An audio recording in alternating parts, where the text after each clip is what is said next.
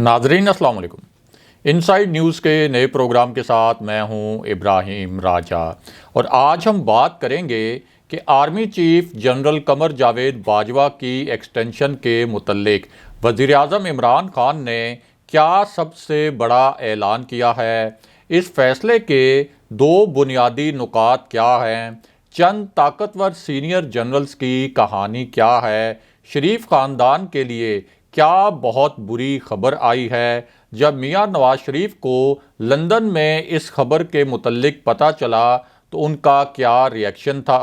शहबाज शरीफ ने इसी मामले पर क्या मानी खेज रद्द अमल दिया। वज़ीर आज़म इमरान खान के ऑफिस में किस किस्म की इतलात पहुंचाई गईं और इन इतलात पर प्राइम मिनिस्टर ने किस नोयत के फ़ैसले किए। हमारे जिन दोस्तों ने अब तक हमारे चैनल को सब्सक्राइब नहीं किया उनसे हम कहेंगे कि हमारे चैनल को सब्सक्राइब कर लें ताकि उन्हें अहम मालूमात बर वक्त मिलती रहें। अब वापस आते हैं आज के मौजू पर, यानी जनरल बाजवा की एक्सटेंशन के मुतल्लिक वज़ीर आज़म ने क्या बड़ा ऐलान किया है और शरीफ ख़ानदान के लिए क्या बहुत बुरी खबर आई है। सबसे पहले आपको एक ब्रेकिंग न्यूज़ और ताज़ा तरीन खबर से आगाह करते हैं। ये एक ऐसी खबर है जिसमें कुछ नए हक़ाइक़ और नए नुकात सामने लाए गए हैं। ये हक़ाइक़ और ये नुकात इससे पहले मंजर आम पर नहीं आए थे, लेकिन अब इन नुकात और नए इंकशाफात की बाज़ाब्ता तौर पर ऑफिशली सरकारी सतह पर तस्दीक की गई है। और ये एक ऐसी खबर है जिससे एक बहुत ही अहम मामले में पूरी गेम उलट कर रह गई है। पूरा जो खेल एक रचाया गया था वो पूरा खेल तब्दील होकर रह गया है। इस खेल के जितने किरदार थे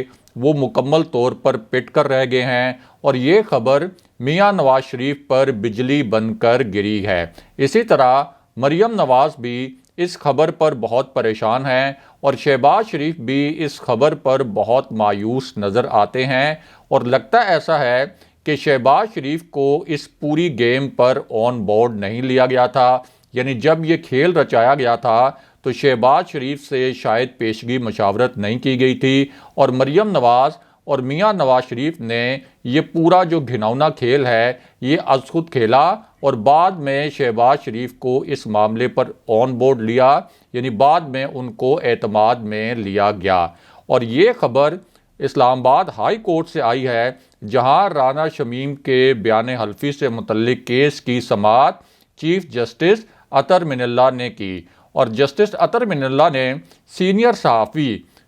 अंसार अब्बासी साहब से मुकालमा करते हुए कहा कि अंसार अब्बासी साहब, आपकी दरख्वास्त आई है, बताएं कि ऑर्डर में कहाँ क्लैरिकल गलती है और ये जो प्रोसीडिंग्स हैं इनसे तो मैं भी बहुत एजुकेट हो रहा हूँ। इस पर अंसार अब्बासी साहब का कहना था कि ऑर्डर में लिखा गया कि अगर गलत हक़ाइक़ भी हुए तो मैं मफाद आमा में इसको छापूंगा, लेकिन मैंने कभी इस किस्म की बात नहीं की थी। इसके बाद चीफ जस्टिस ने कहा कि आपने दरख्वास्त में ये भी लिखा कि आपको नहीं मालूम था कि बयान हल्फी दुरुस्त है या गलत। आज़ादी इजहार राय का ख्याल इस बेंच से ज़्यादा किसी को नहीं। अगर कोई बड़ा नाम आपको कोई बयान हल्फी देगा तो क्या आप उसको छाप देंगे। साथ साथ चीफ जस्टिस का कहना ये था कि बयानिया ये है कि साकिब निसार ने एक केस में एक जज से बात की। अब जिस बेंच के मुतल्लिक बात की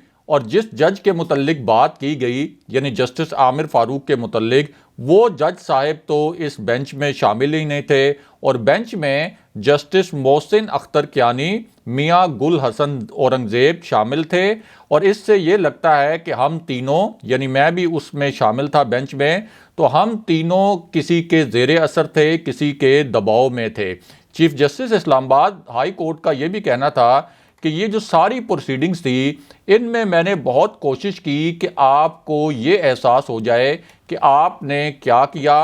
आप पिछले सारे अखबारात देख लें कि आप क्या छाप रहे हैं। इंक्वायरी करनी है तो उनकी नहीं होगी जिनके बारे में लिखा गया। इंक्वायरी फिर उन जज साहिबान की होगी जो उस वक्त बेंचेस में मौजूद थे। जब स्टोरी आई तो अपीलें 2 दिन बाद समाअत के लिए मुकर्रर थीं, यानी मरियम नवाज اور کیپٹن صفدر کی اپیلیں اس سٹوری کے 2 دن کے بعد سماعت کے لیے مقرر تھیں، اور اس بیان حلفی کا مقصد جسٹس عامر فاروق پر دباؤ ڈال کر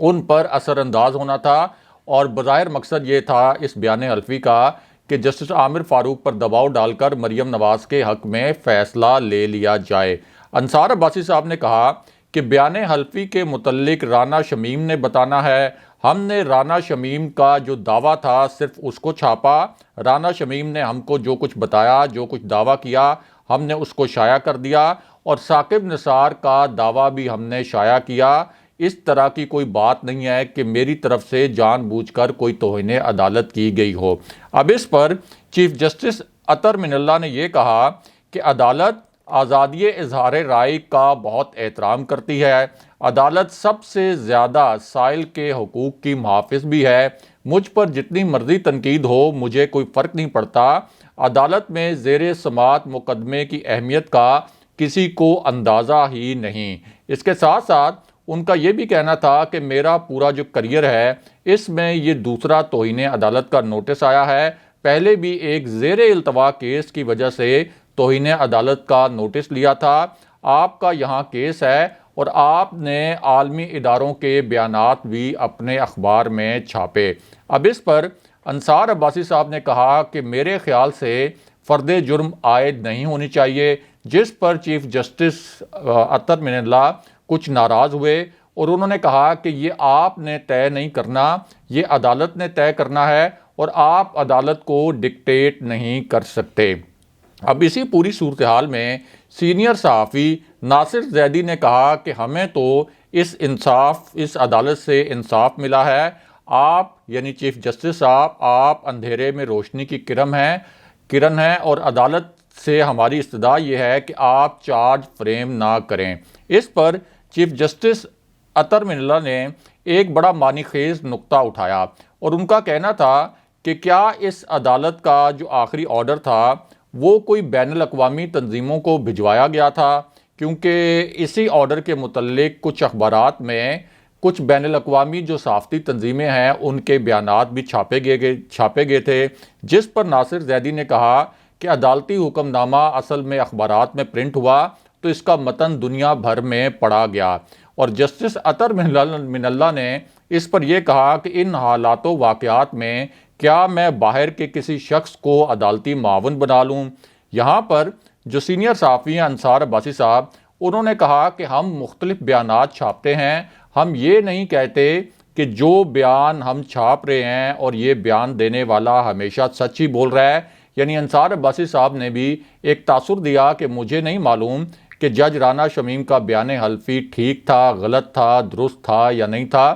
میں نے ان کا بیان حلفی ان کے دعوے کے مطابق چھاپ دیا۔ اس پر چیف جسٹس نے کہا کہ اگر آپ کو یقین نہیں تھا کہ بیان حلفی سچ نہیں ہے تو پھر آپ نے اس بیان حلفی کو کیوں شائع کیا اپنے اخبار میں؟ اس پر انصار عباسی صاحب نے یہ کہا کہ بیان حلفی کی اشاعت میں اپنی جانب سے میں نے احتیاط برتی اور عدالت یا عدالت کے جج کا نام نہیں لکھا اور میری نظر میں یہ معاملہ زیر التوا نہیں تھا۔ اب جسٹس اطہر من اللہ نے استفسار کیا کہ اگر یہ بیان حلفی یہ اگر صرف بیان ہوتا، یعنی بیان حلفی نہ ہوتا، صرف بیان بھی ہوتا، تو کیا آپ پھر بھی چھاپ دیتے؟ یعنی جج رانا شمیم اگر یہ بیان حلفی نہ دیتے، ایک زبانی سا بیان دے دیتے جسٹس ثاقب نثار اور جسٹس عامر فاروق کے متعلق، تو کیا تب بھی آپ اس بیان کو چھاپ دے دیتے، اس کو شائع کر دیتے؟ اور اگر یہ بیان حلفی جو ہے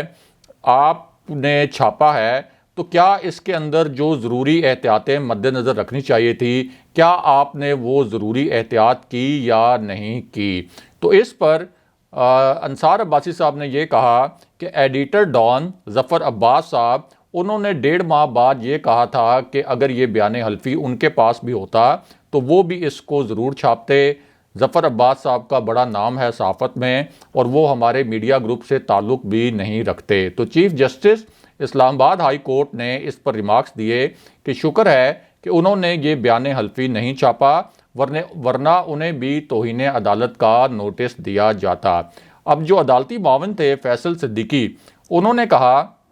کہ لاپرواہی کی اشاعت پر مجرمانہ توہین عدالت کیس نہیں بنتا اور صرف صحافیوں کی حد تک فرد جرم عائد کرنے کی مخالفت کر رہا ہوں، یعنی رانا شمیم پر تو فرد جرم عائد کی جائے لیکن صحافیوں پر فرد جرم عائد نہ کی جائے۔ فردوس عاشق آوان کا جو توہین عدالت کا کیس تھا اس کو دیکھا جائے تو فردوس عاشق آوان نے پریس کانفرنس میں توہین عدالت کی جسے تمام میڈیا نے دکھایا۔ اس کیس میں بھی میڈیا کے خلاف کوئی کارروائی نہیں ہوئی تھی۔ اب اس پر چیف جسٹس نے یہ کہا کہ عدالت عام لوگوں کے بنیادی حقوق پر فیصلہ دے تو اسے میڈیا میں وہ جگہ نہیں ملتی۔ انصار عباسی صاحب کے موقف میں پرابلم ہے۔ اس کورٹ کا کوئی ایک آرڈر دکھائیں جسے شک کی نظر سے دیکھا جا سکے اور جس کے متعلق یہ کہا جا سکے کہ اس عدالت کا کوئی جج دباؤ میں آیا یا کسی کے زیر اثر تھا۔ اب اس پر جو عدالتی معاون تھے فیصل صدیقی، انہوں نے کہا کہ اس کیس میں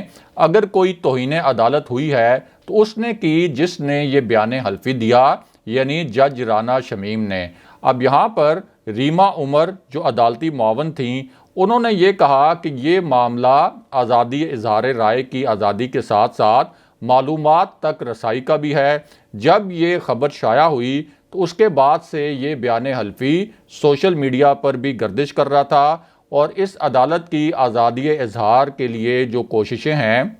وہ قابل تعریف ہیں۔ صحافی کا کام خبر شائع کرتے ہوئے مناسب احتیاط برتنا ہوتا ہے۔ اور ریما عمر صاحبہ نے یہ کہا کہ انصار عباسی صاحب نے اپنی خبر میں جسٹس ثاقب نثار کا موقف بھی شامل کیا تھا۔ بیان حلفی چونکہ سوشل میڈیا پر بھی چلتا رہا لیکن خبر میں اس ہائی کورٹ کے جس جج کے متعلق الزام لگایا گیا تھا اس جج کا نام نہیں لیا گیا، تو اس کا مطلب یہ ہے کہ صحافی نے کسی حد تک مناسب احتیاط برتی۔ ریما عمر کا یہ بھی کہنا تھا کہ اسی کورٹ کے جج شوکت عزیز صدیقی نے بہت الزامات لگائے جو میڈیا نے رپورٹ کیے۔ اس پر چیف جسٹس نے یہ کہا کہ کیا پھر یہ بیانیہ درست ہے کہ سزا معطل کرنے والے بینچ کسی کے کہنے پر بنے تھے؟ کیا آپ شک کر رہی ہیں کہ اس کورٹ کے جو بینچز ہیں وہ کسی کے کہنے پر بنتے ہیں، کسی کے دباؤ پر بنتے ہیں، اور ہم جو جج صاحبان ہیں کیا کسی کے زیر اثر ہوتے ہیں؟ اس پر ریما عمر نے کہا کہ بالکل نہیں، میں اس معاملے پر بالکل شک نہیں کر رہی۔ جس پر چیف جسٹس نے کہا کہ آپ عدالتی معاون ہیں، برائے مہربانی آپ اپنی نشست پر دوبارہ بیٹھ جائیں۔ یعنی جو عدالتی ریمارکس تھے، جو دلائل سامنے آئے اور جو چیف جسٹس اطہر من اللہ کی جانب سے جس قسم کے ریمارکس سامنے آئے اس سے ظاہر ہو گیا کہ رانا شمیم پر ہر صورت فرد جرم عائد ہوگی۔ بہرحال اب بات کرتے ہیں کہ وزیراعظم عمران خان نے army chief general Qamar Javed Bajwa کی ایکسٹینشن کے متعلق کیا اعلان کیا ہے اور اس فیصلے کے دو بنیادی نکات کیا ہیں۔ اس وقت اقتدار کی راہداریوں میں یہ اطلاعات گردش کر رہی تھیں کہ army chief general Qamar Javed Bajwa کو ایکسٹینشن دی جا سکتی ہے۔ اس حوالے سے جو مختلف بریفنگز تھیں، اسی طرح جہاں وزراء کی مختلف تقریبات ہوتی ہیں اور جو اہم حلقوں کے ذرائع ہیں وہ بھی ظاہر ہے کہ اس کے اوپر ڈسکشن کر رہے تھے، اور چونکہ جنرل باجوہ کا نومبر میں دوسرا ایکسٹینڈڈ ٹینیور ختم ہو رہا ہے تو یہ معاملہ اب بہت اہمیت کا حامل تھا کہ جنرل باجوہ کو کیا ایک اور ایکسٹینشن ملے گی یا نیا آرمی چیف آئے گا۔ اب یہاں بہت اہم بات یہ ہے کہ چونکہ army chief general Qamar Javed Bajwa نے ان کا جو دوسرا ایکسٹینڈڈ ٹینیور ہے وہ ختم ہونا ہے 29 نومبر 2022 کو، اور اس وقت 5 جو سینئر جنرلز ہیں وہ بھی آرمی چیف بننے کے لیے ایلیجیبل ہیں۔ یعنی ایسے 5 سینئر جنرلز جو کہ اس وقت سینیورٹی لسٹ میں موجود ہیں، ان میں سب سے اوپر جنرل عاصم منیر ہیں جو گجرانوالہ کی کور کمانڈ کر چکے ہیں، وہ آرمی چیف کے لیے اس وقت ایلیجیبل ہیں، سب سے سینئر جنرل ہیں۔ اس کے بعد جنرل ساحر شمشاد مرزا کا نام ہے جو کہ سینیورٹی لسٹ میں اس وقت دوسرے نمبر پر ہیں، اس وقت راولپنڈی کے کور کمانڈر کے طور پر فرائض انجام دے رہے ہیں، اس سے پہلے وہ چیف آف جنرل سٹاف تھے۔ تیسرے نمبر پر جنرل اظہر عباس ہیں جو کہ اس وقت چیف آف جنرل سٹاف ہیں، اس سے پہلے راولپنڈی کے کور کمانڈر تھے، یعنی وہ بھی ایک کور کمانڈ کر چکے ہیں۔ اسی طرح جو جنرل نعمان ہیں وہ پشاور کی کور کمانڈ کر چکے ہیں اور 5 سب سے سینئر جنرلز کی فہرست میں شامل ہیں، اور جو سابق ڈی جی ISI جنرل فیض حمید ہیں وہ اس وقت پشاور کور کمانڈ کر رہے ہیں۔ 1 سال ان کا ہو جائے گا کور کمانڈ کرنے کا تجربہ